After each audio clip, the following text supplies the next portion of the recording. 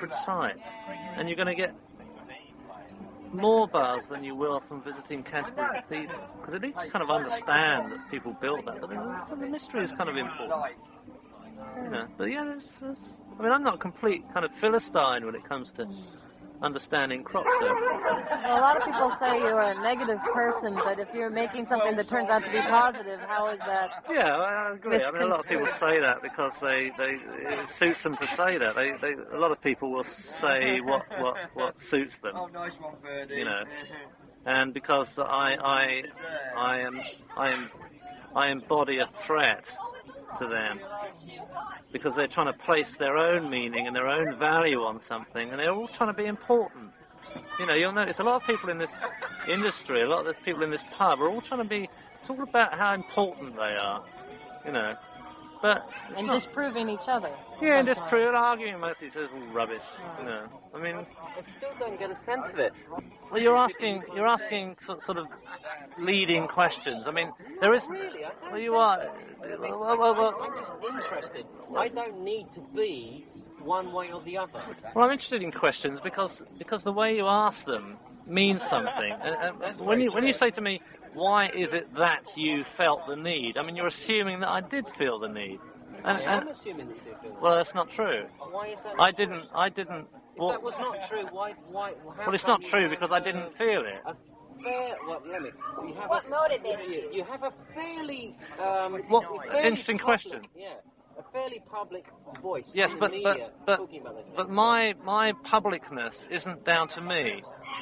It's down to what other people have imposed upon me. I don't think that's true, because I don't have any articles in the Observer, I don't have any articles in 14 Times, I don't have any articles in UFO Reality, I don't have any articles anywhere. Well, I have an article in one of those publications. Why is it that your opinions are... Why do you feel the need to publish those opinions? Well, it's not up to me whether they're published or not. I know, but you write them and send them. Why do you line up those mirrors? Well, I don't write and send anything. People ask me to write things. They do? Yes. Okay. Fair enough. Okay, Rob. I mean, somebody's just asked me to write the potted history of crop circles, blah blah blah, for a well-known newsstand magazine now. And you ask me why they asked me. I don't know. Why do they ask me? Yeah. The best story, let me think. Well, there was a great one about, I don't know, the shootout at the OK Wagon and Horses. I mean, that was when there was all this sort of photography of other people. I think the best one was when the police came round to my house demanding to know information about circlemaking.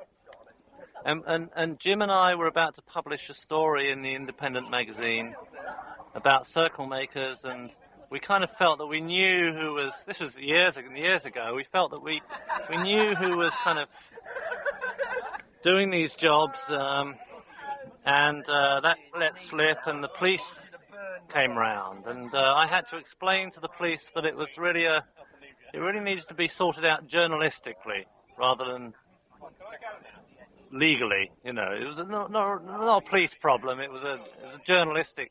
It required some understanding of how some young people were desperately trying to communicate with aliens, and that there was not really anything, not any kind of rule of law about that, and there's nothing that they should be troubled with. You know, that was a good one. And I phoned up Pusey Police Station, and they said, "I don't want to get into a philosophical argument about this, Mr. Irving." So that was that. You know.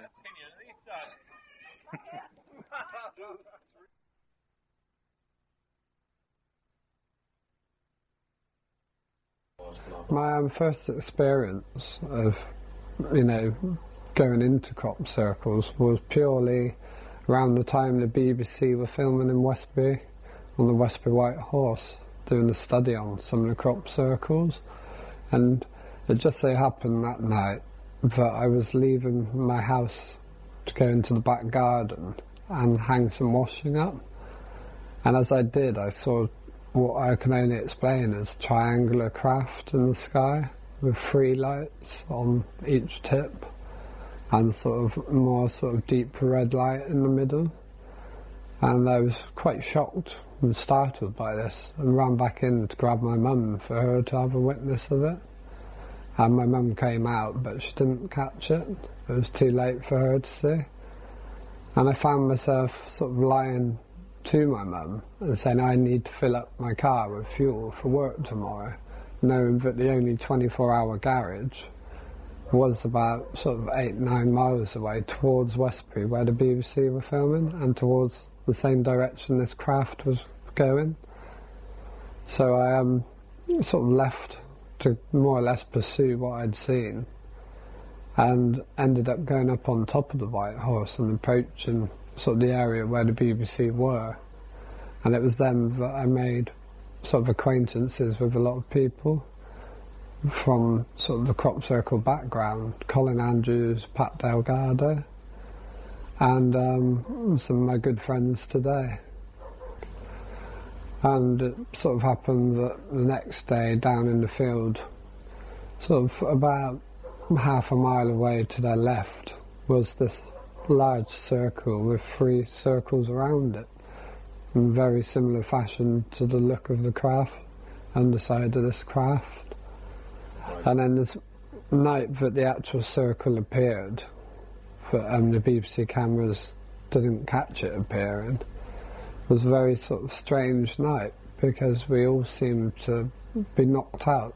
We all seemed to want to just all go to sleep at that point of the night. We all just felt compelled to sleep, and awoke the next morning to find the circle there. And I just found it very strange, because we all kind of questioned each other the next day. You know, when did we go to sleep? And it's almost like we couldn't all remember when we went to sleep.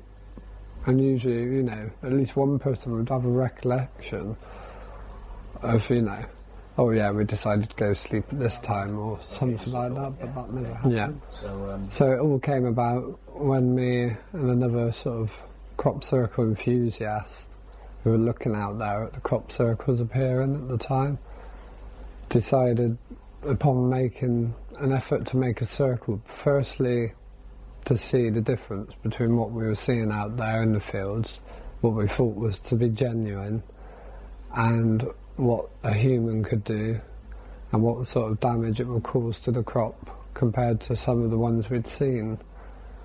And also for other reasons to do with sort of supernatural events, whether there was any sort of form of contact with anything that was there, or whether any energy would, you know, sort of assimilate around us as we were doing the circle. So we wanted, really as test purposes, to go out and see for our own personal reasons whether that would make it. And so we sort of set about looking at sort of designs, what sort of design to make. It was less complicated in our mind. We didn't want to go too complex or make too big a circle, because we were purely just on the basis of research, seeing the difference between the two. The first circles was a grass sort of circle over near Warminster, and it was partly just to provoke interest through the military, because it was right next to a military base, and to just watch over it for a while and see whether they were taking an interest. Because to us, if they took an interest, then there must be something going on within the military group that was taking it seriously.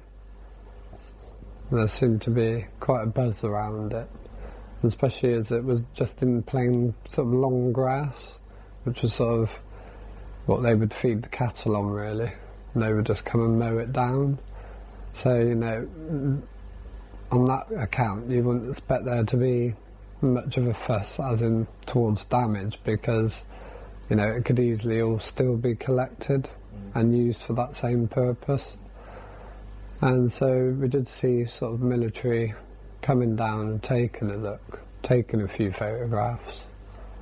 So that was quite interesting in that respect. And then we moved on to sort of a rapeseed oil field, knowing that the crop was very brittle. And that one was more on the purpose of seeing whether any energies would sort of accumulate